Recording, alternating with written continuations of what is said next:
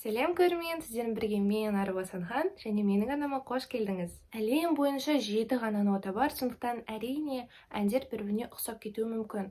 Бірақ кейде олар тым қатты ұқсап, кішкене күмән тудыртады. Және сол әндерді мен бүгінгі видеода жинадым. Және осы сияқты қызықты видеолардан қорғалмау үшін әрине менің арнама тіркеліп кет, себебі осы сияқты видеоларды ешқай жерден таппайсың. Сонымен тезірек бастайық.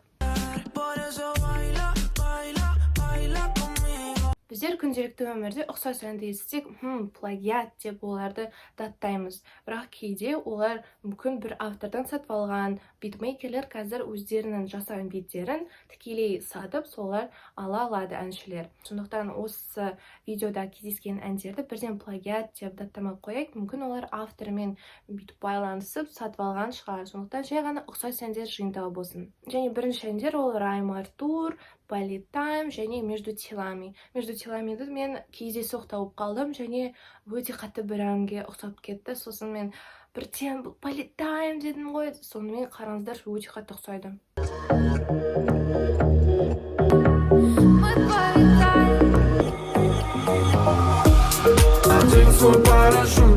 Айта кеткенде мүмкін екеуі бір битмейкерден сатып алған. Бәр нәрсе болуы мүмкін. Және осы сияқты бір сэмплді сатып алу, оның үстіне өзінің әнді қосу сияқты нәрселер өте қатты дамыған. Және біздің Q-попта да бар. Мысалға 91 Swasta.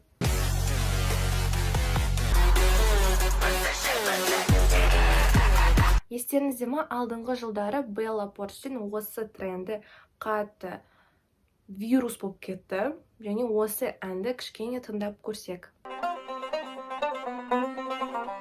Ал мынау біздің отандық Очоу атты орындаушының әні Бомба деген, тыңдайық.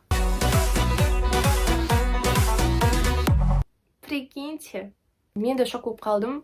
Негізі Очоу бұрын шығарған, бірақ бұл тоже дайын ән, оны TikTok'та да көрсетті. Ол бірғанда программаның ішіндегі дайын тұрған ән, және ол ешкімге тиесілі емес, оны қолдана беруге болады. Бірақ дегенмен Очоу оны бірінші заметить етті, сондықтан молодец. Ал келесі ән реально менің сүйікті әнім болатын. Мен даже кішкентай кезімде Инстаграмға сол әнді қойған болатын. Вау, ұнайды, ол затты көп болсын, ұлын. Өмір керемет деген ән. Және бірақ өкінішке орай өте қатты танымал емес, бірақ оған қатты ұқсайтын Қурай атты ән прям одан қарағанда танымал, және олар өте қатты ұқсас, қараңыздар.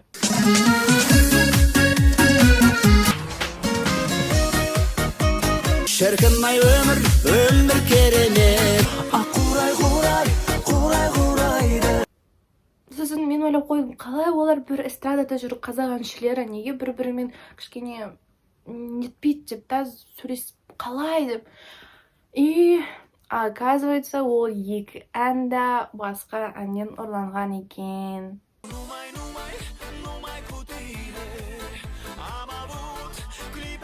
Көрші Ресей елдегі атақты танымал, прям тиктокерша, блогерша Карнавал өзінің әнін шығарған болатын. Ол уже бұрынғы әні, себебі олар кәдімгідей күшті шығарып жатыр.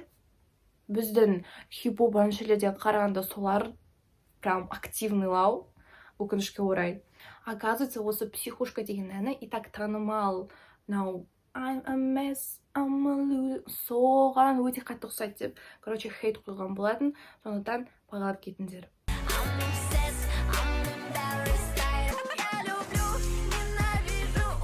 Енді өзіміздің Қазақстанымызға оралайық. Өкінішке орай біздің той эстрадасындағы әндер көбінесе түріктерден, қырғыздардан, өзбектерден, біздің көрші ұлттарымызда, көршілеріміз солардан көп жағдайда ұрлайды, және ол белгілі нәрсе. Мысалға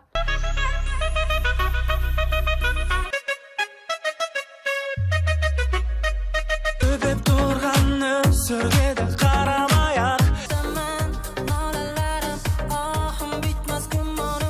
жарайды, ладно, если там көрші елдегі адамдар, но Ернар Айдар до того мировой әннен бір жерін ұрлаған, сондықтан бағалап кетіңдер.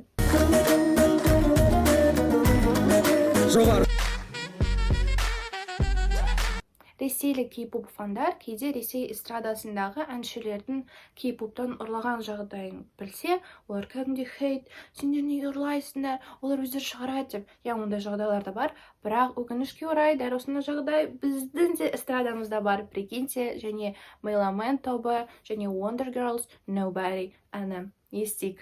неге жылайды ару.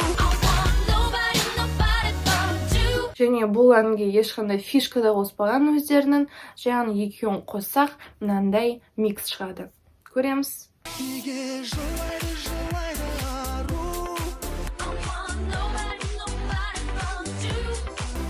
Түсінбеші еңсені,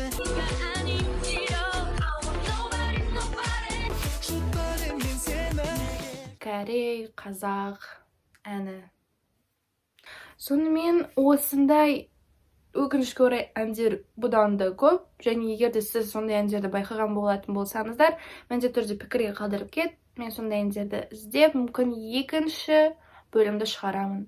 Ал екінші бөлімнен қорыққанымыз үшін не істеу керек? Арнаға тіркеліп кету керек. Сондықтан тезірек арнаға тіркеліп кет.